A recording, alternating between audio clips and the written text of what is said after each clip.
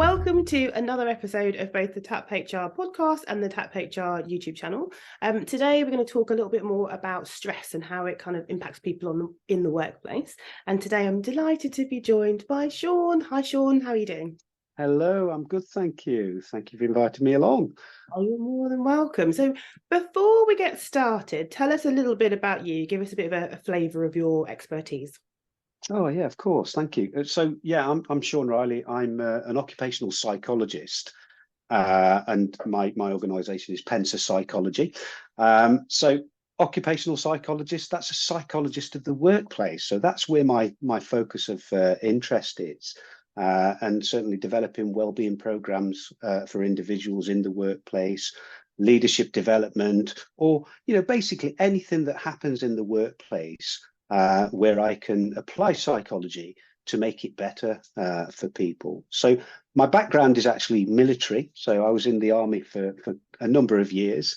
And that's where I got my interest for psychology, because I was working in some training environments, and I was very interested in the transfer of learning, the coaching, the development of individuals, allowing them to have the autonomy as to how they want to develop. And I just got bitten by the bug of the psychology and wanted to learn more. So I progressed to chartered status, which is the doctoral level with the British Psychological Society. And I think, as they say, here I am, and the rest is history. So yeah, and I very much enjoy the aspects of what I do in the working environment. It's a very exciting area to work in, and I think it's very fruitful and very beneficial for people, more to the point. So there's lots of meaning and purpose in the things that I do. Oh, fabulous stuff. Okay, so I usually start off with a fairly basic question, although the one I'm asking you is fairly open. So how would you go about defining workplace stress and what that is? Yeah, I mean, well, workplace stress, if we probably consider the health and safety executive's definition, which is the adverse reaction people have to excessive pressures or other types of demands placed on them in the workplace, that is pretty much what we mean by workplace stress. But it's my belief that people, well, it's not my belief that people are holistic. People are holistic, so therefore it's my belief that workplace stress can actually be related to other areas of an individual's life, if you like, in that way. So if I am helping organizations, I try to help them to understand that there are other areas that could impact. So it's not necessarily the work that is impacting. It could be other things where people need some support so that they can keep going in their job role.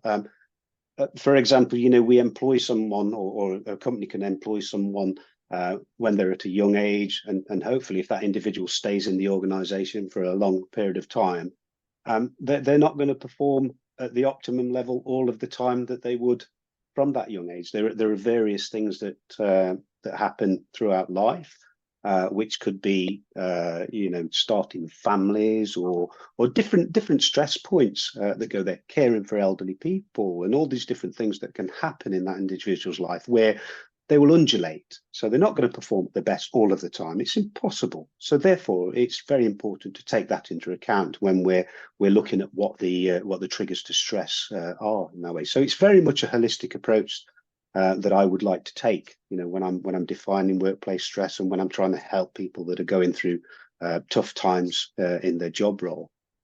And you talked a little bit there about kind of excessive workplace pressures. So I guess when I've had to deal with people experiencing workplace stress, and when I've been stressed as well, I tend to get quite stressed given the job that I do. How can, again, quite an open question, how can organisations help people with excessive stress? Because I suppose my experience of it is that what's excessive for one person isn't excessive for another. That's absolutely true. Yeah, and it is quite difficult. I would suggest, the best way is to actually get to the root cause of what could potentially be the stressors that we've got there. And we would, I suppose most organisations would carry out a physical risk assessment because it's mandatory. we go to prison if we don't in that way. So it's compulsory in most cases to do that, and there would be a fire route, there would be a procedure for that. So, the question would be, so why aren't we doing a stress risk assessment at the same time? So that we can actually look at the exact causes of stress in a particular working environment, and the type of things that can contribute to stress. And this is generalizing in some ways. They are, certainly the procedures that are used in the workplace. Are they user friendly to the people that are using them? Are they understandable? Are they placing too much demand on the individual to actually use those processes?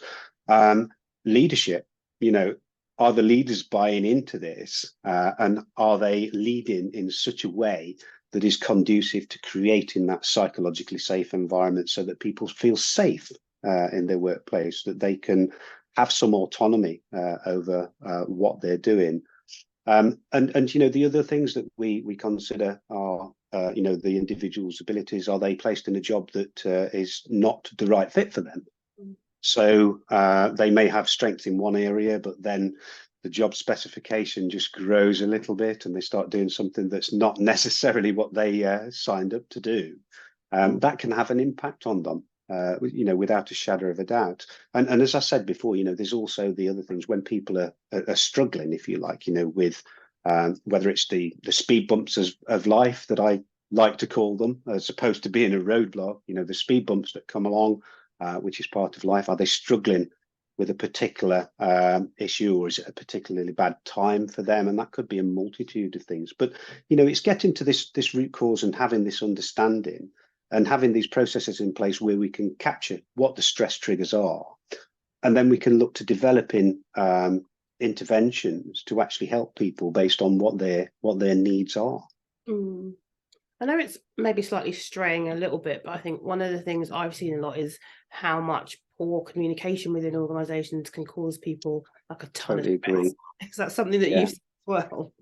The communication, yeah, you're absolutely right. And dare I say it, that good communication might not be received in the way that it's intended. So therefore, is it good communication? It's not clear in that way. And yes, and it was that. I was actually chatting to someone today earlier that another psychologist, who said, if there was one thing that you could choose that was the cause of pressures in a working environment or something that goes wrong, then we sort of concluded that communication was right up at the top there with that one.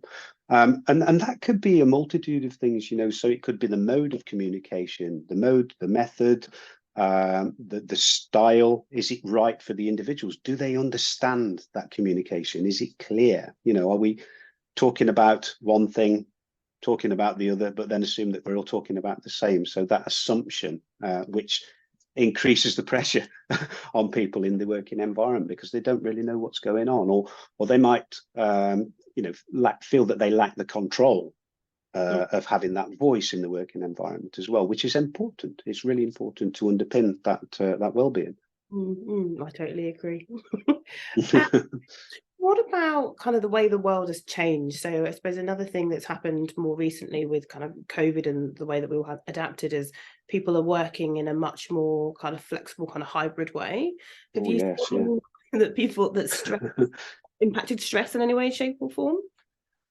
Yeah, and I think it was a little bit of work that I did actually during COVID, and with regards to working from home, working more remote, it did have quite an impact on a lot of people. And whilst I do agree, there's been so many positives that have come out of that situation. I don't mean COVID, by the way. I mean it was a terrible time, but the actual technology side of things, it tested the remote working that we've talked about for quite a long time, but we haven't really bought into it and got on with it. It's sort of been held back. No, we'll keep going to the office. But hey ho, COVID made us get on with it and test it and use it. So what I tended to find, and certainly through COVID, was that it was little things like let's say a morning commute, which to one person that could be an absolute chore, where they don't want to do it and they're happy to just go to the home office and log on and get on with their work. Whereas other people, we were getting reports that actually, the morning commute was just drop by the coffee shop on the way to work, get your, favorite coffee. This routine that they were going through in the morning, and when they get to work, they feel good. They're actually cutting that out. They didn't have that at all. So it's almost like that sort of well-being process, so self-care that they were going through, having that morning coffee, the ritual was all of a sudden taken away. And as a result of that, their mornings and nights were sort of joining up quite a bit as well, because rather than starting work at a certain time and then finishing at a certain time, then the parameters become slightly blurred, because the connectivity that we've got, where we can log on anytime we want. Oh, I think I'll just go and do another hour or so because I can, because I'm in the workplace, because I work from home.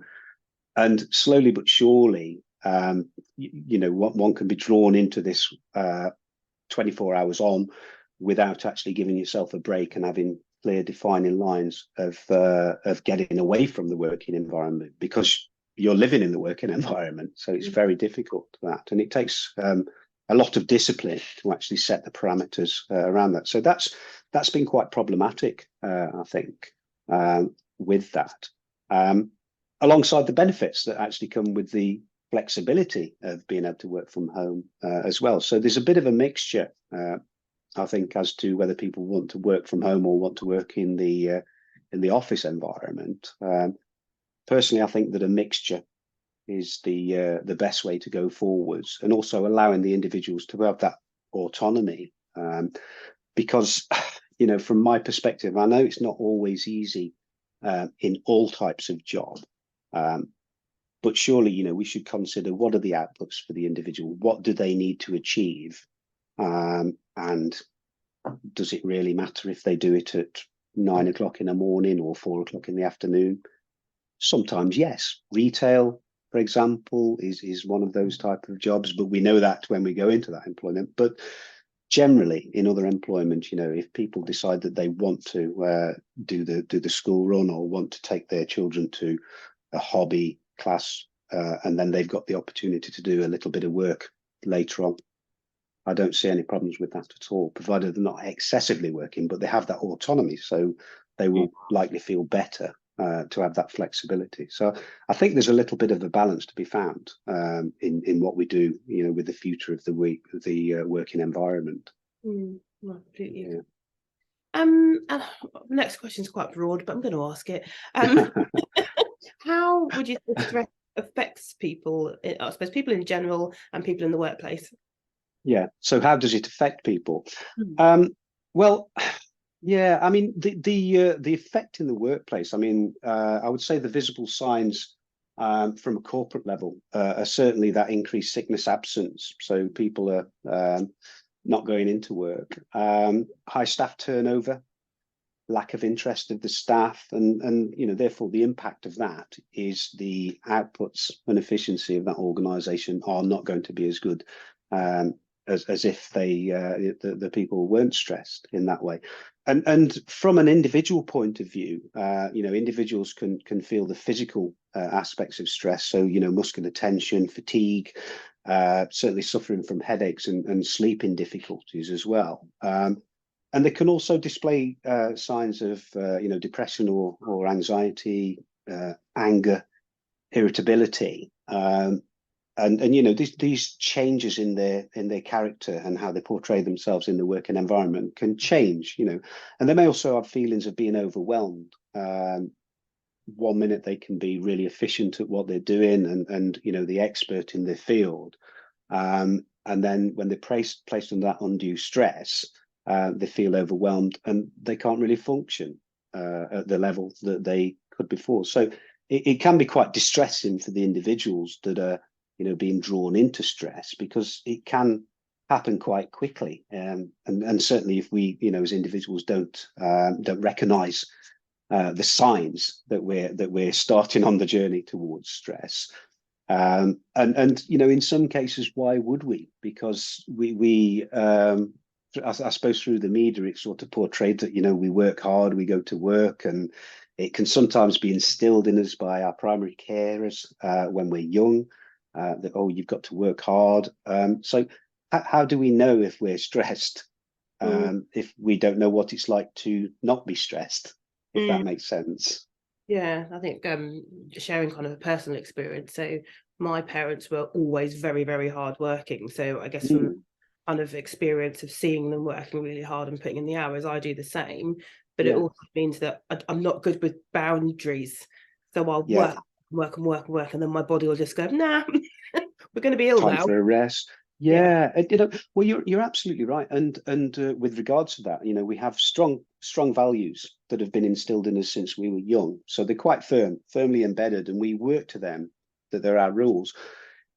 If we're to say, well, you need to take a break, then yes, the head can be saying, yes, I sort of agree with you, but that can bring with it, quite a lot of shame. It can lower our self-esteem because we feel as if we're giving up, or we feel guilty because we think that we should be putting the extra hours in. And added to that, in an organization, and certainly some of the larger organizations where the pressure is there from others who appear to be coping very well with things, then we do tend to compare ourselves with the external impression that other people are giving to us. So we keep going because we think it's the done thing in this organization. That, I've just got to keep going and get on with this.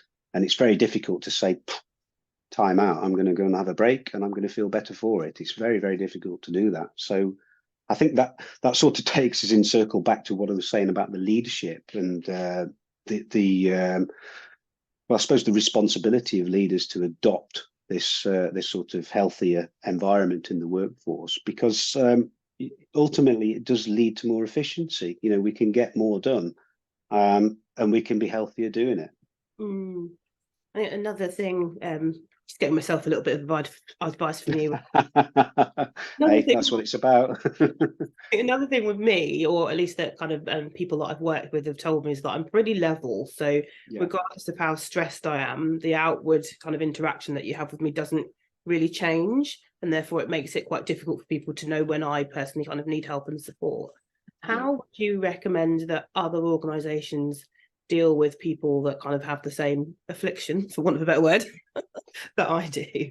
Yeah, and I think that is quite common, actually, to get into that. I would say, there needs to be the opportunity for people to speak in an open way. And I mentioned before about having that psychologically safe environment. Not an easy environment to create because everybody's different, and we don't always feel safe, or not everybody feels safe in the same type of environment. That doesn't mean to say that we shouldn't try to cultivate that. So allow people the opportunity to have some some detachment, some relaxation, and the opportunity to break away from the working environment, and also to be able to express how they feel without the fear of any repercussions in that way. So having this open and honest conversation with people, really being open, so that we can allow people to express how they're feeling, and make it part of the policy in an organization, rather than just a token gesture. Let's have a well-being day. Why don't we have it as a policy, as a process in an organization, that these are the routes that you can choose, should we say? Because well-being is it can be generalized, and we can talk about resilience strategies with individuals, but they are all quite personal as well in that way. So what works for one person for well-being might not necessarily work for another. So it's got to have that air of autonomy around it, and if it benefits the individual, then it's right. There's no other way about saying that it's right if it benefits that individual. And you talked a little bit about sickness absence before I selfishly started getting advice for myself. Have you seen kind of the reverse of what you were talking about? So I suppose something I experienced not long after COVID hit was a lot of presenteeism.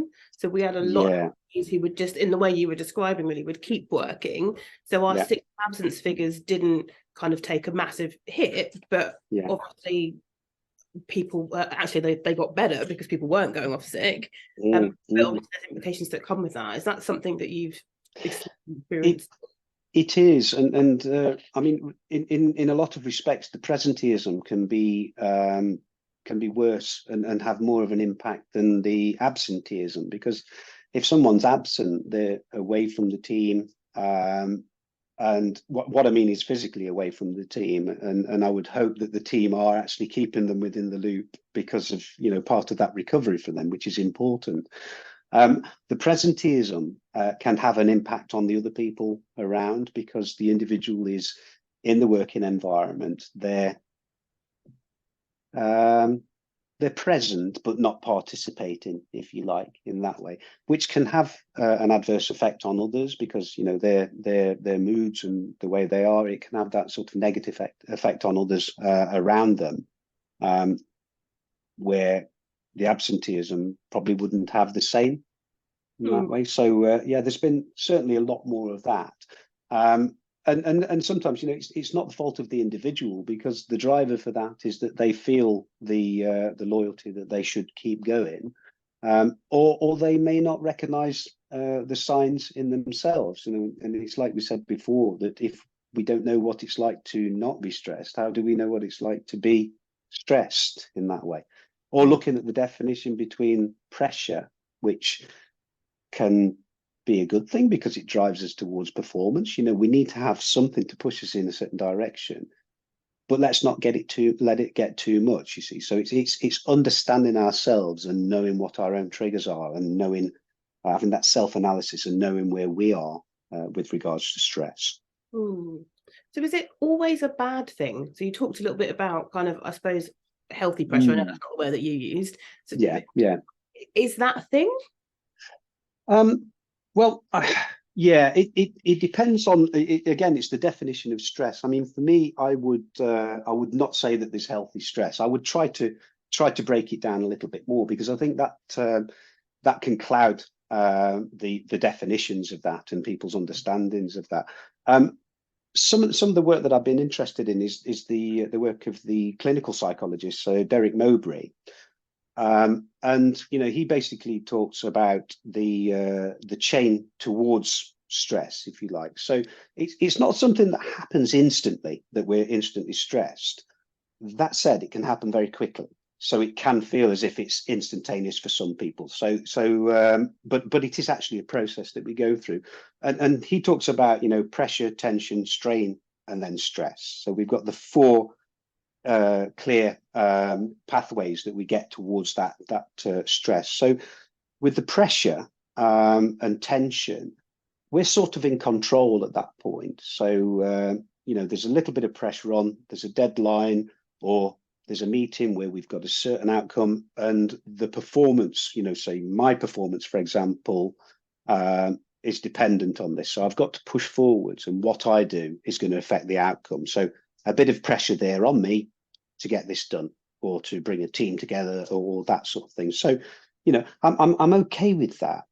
And then we've got the tension that can actually rise from that. So a little bit of tension as well. And let's use an example of let's say a meeting that gets a little bit heated, but not too much. I'm talking about a little bit of tension, some good, healthy but firm debate. That's not a bad thing, really, because it's airing the situation. It's actually being quite psychologically safe, because we feel that we can actually say these things without the fear of repercussion. So we're okay with that. But that's only fine if we can actually bring that back down again and not allow the tension to push towards strain, because at that point we're starting to lose control.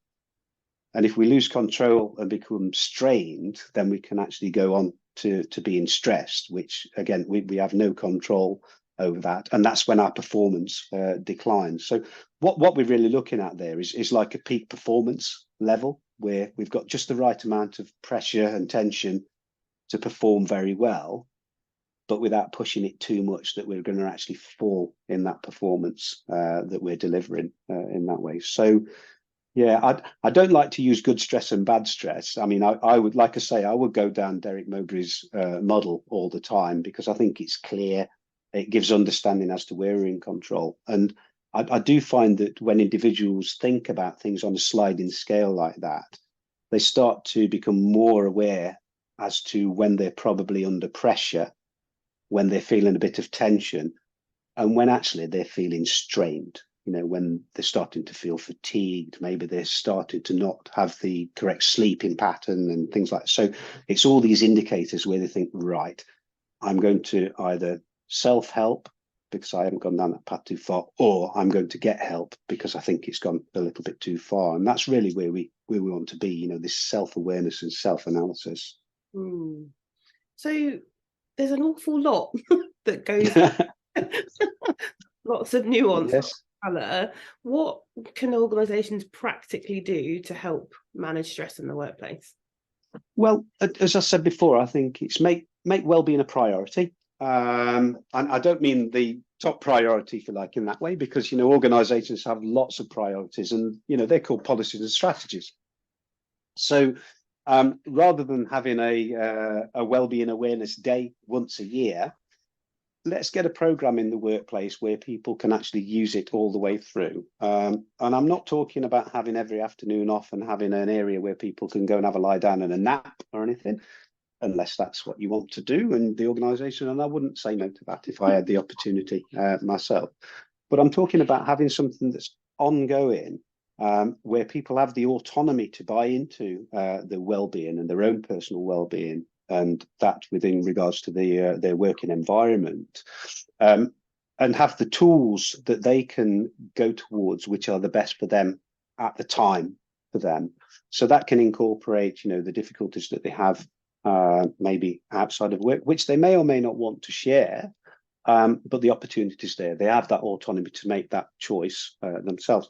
And it's not necessarily for the workplace to provide everything in that way. It could be a case of, education and signposting as to, where they could possibly get that help. So it's just that supportive mechanism, I think, that we can certainly go down that way with that. It just helps people to have that autonomy to know where to go for the right help that helps them, in order to achieve their maximum potential, I suppose, in their job role and perform to their best. Fabulous stuff. And you've developed the Bounce Back program. So can you tell us a little bit more about that and how that can support people? Yeah, I'll tell you, the Bounce Back program, I mean, the history of that, it was when I was doing some work with the NHS.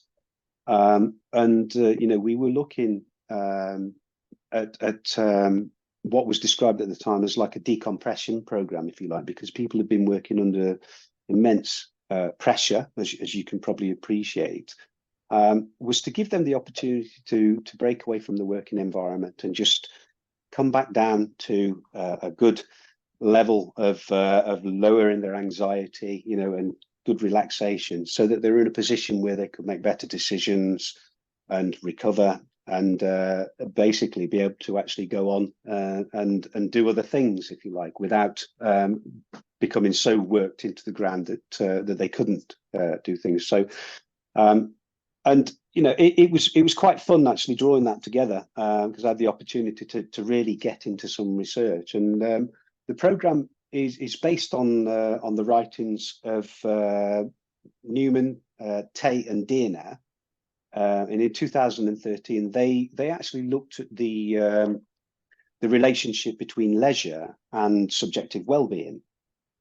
And what they actually came up with was a model, a framework. So another acronym, there's loads of acronyms in the psychological world. So they came up with the DRAMA model. And the DRAMA model simply stands for detach, relax, autonomy, mastery, meaning, and affiliation. And through their research, which continued after 2013, so quite robust in that way, they developed a program to say that this DRAMA model, if people could hit all of those aspects, so if they could detach from the working environment, if they had the opportunity to relax, if they had the autonomy to make choices about what they were doing, and if they could master something in their leisure time that was not work related and it had meaning, and they also had the affiliation with others when they were doing that, then it was likely that that the individuals would feel healthier. And it sort of gives them this break away from the work environment to recharge the batteries, if you like. So in conjunction with the drama model, I actually drew some of the research from Paul Gilbert, who is another clinical psychologist. So that's compassion focused theory. And Paul talks about the emotional regulation that we have in our brains. So we've got the three systems, basically. We've got the drive system, we've got the threat system. So if you think blue for the drive, red for the threat, and we've also got the soothing system. Now, through research, it's been demonstrated that if we apply that to this model, the threat system and the drive system are the most used out of those systems, and it's very rare and often neglected for people to go into the soothing system. So the threat system is when we're under threat, we're really under pressure, and the adrenaline is really flowing, we're draining our batteries. When we're in the drive, we're pushing forwards again. We might not be as stressed as we are in the threat system because we don't feel threatened, but we're still pushing forwards and working long hours. So therefore we're draining the batteries. And generally people don't recharge the batteries by getting into the soothing system. So what I actually found with the combination of the drama model and also Paul Gilbert's compassion focused theory is that we can actually get into that soothing system a lot quicker. So through the intervention, the attendees learn various techniques of grounding and resetting that nervous system so that they can make better decisions and they can actually break away and increase their use of that soothing system. So they're able to relax, recharge the batteries and feel better about what they're doing. And following the actual program, because I normally like to get people out in the open air to do this. So we go out in the fresh air for the initial detached, relaxed day. And then after that, I usually provide coaching support afterwards so that the attendees can really start journalizing what they're doing and really start making action plans about what they want to do in the future. So I can support them through that, which gives us the behavioral change that we want, because we don't just want it to be a one day out, thank you very much, I'll go back to doing what I was doing. It's the long-term benefits of this and how we can change that behavior going forwards. I love how it's got so much kind of research and robustness about it. Oh, absolutely. Yeah. And I'm always looking to adapt it as well, so I'm constantly looking at the research base to see what's being written and questioning things myself and thinking, well, actually, yes, that makes sense. So, let's adapt this, let's make it better for the clients so that they get a better experience in that way. And I think one of the other things from the bounce back as well, it gives the opportunity for any underpinning issues to rise to the surface as well. So, through observation, through discussion, through the screening, which I carry out for people that go on there, because it's always important to make sure that people or the intervention is suitable for the people that are going along to it.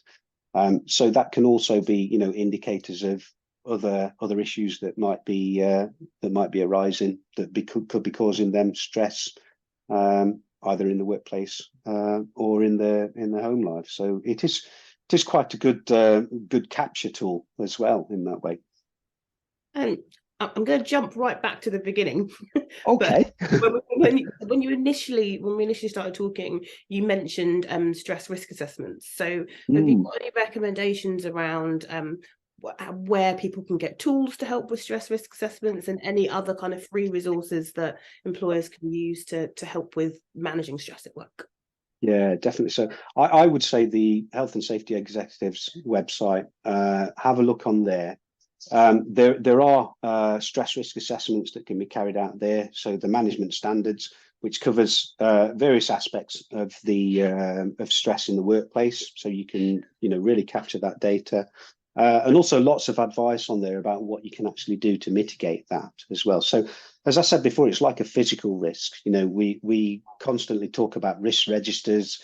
Let's get the people on the said risk register as well, and let's monitor the risk so that we can hopefully mitigate as far as possible, that people won't, suffer from stress. Do as much as we can in that way.